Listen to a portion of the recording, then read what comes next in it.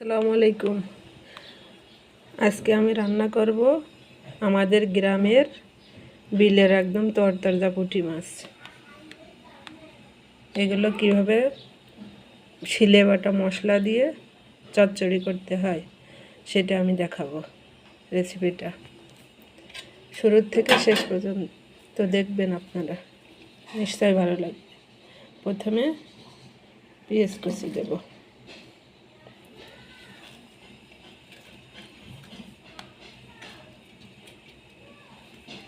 পেঁয়াজগুলো ভালোভাবে কুচি করে নিতে হবে। তারপরে দেব পরিমাণ মতো লবণ। তারপরে দেব হলুদ।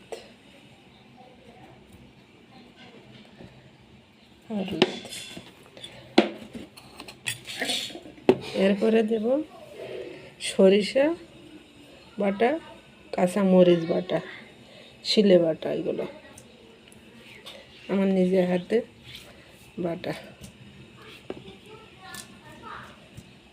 এরপরে দেব রসুন বাটা, হালকা একটু রসুন বাটা দেব।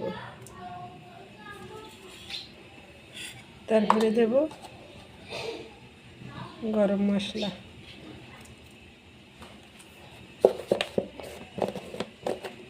এরপরে দেব জিরে বাটা। তারপরে দেব তেল। তেল অবশ্যই আমরা কম খাই, তবে মাছ চচ্চড়িতে একটু বেশি দেওয়া লাগে। তারপরে এটা আমি হাত দিয়ে সুন্দর করে মাখিয়ে দেব। এভাবে সুন্দর করে মাখাতে হবে।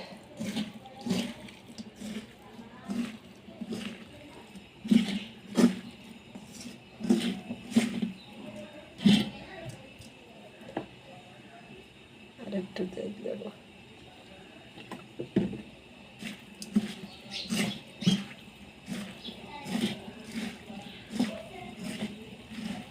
এভাবে সুন্দর করে হাত দিয়ে মাখাই দিতে হবে। হাতে মাখা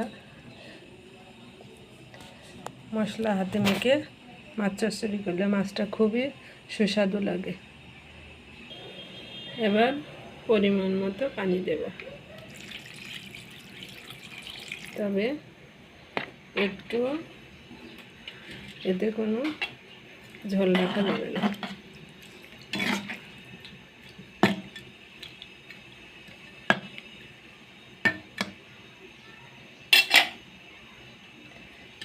এবার একটু চুলার উপর বসাই দেব। চুলার উপর বসাই দিচ্ছে। আর এটা ঢাকনা দিয়ে ঢেকে দেব। ঢাকনা দিয়ে ঢেকে দেব। ফিরে আসলাম 20 মিনিট পরে। দেখি রান্নাটা কেমন হয়েছে।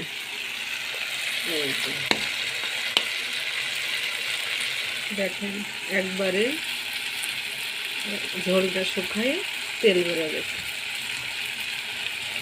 এভাবে আপনি মাছটা কিন্তু আমি ভাজিনি, একদম কাঁচা মাছ আপনাদের দেখাই দিয়েছিলাম। কাঁচা মাছ এবং সব কিছু মশলা শিলে বেটে দেওয়া।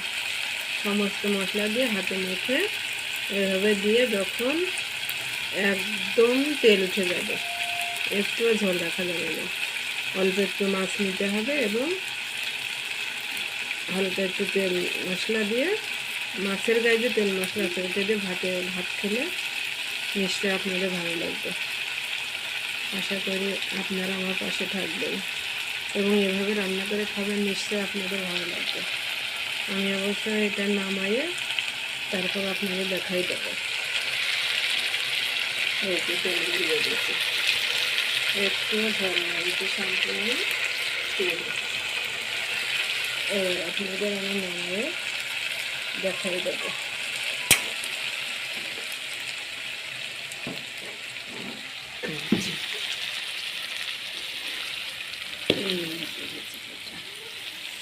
দেখেন কত সুন্দর লাগছে, কত সুন্দর হয়েছে।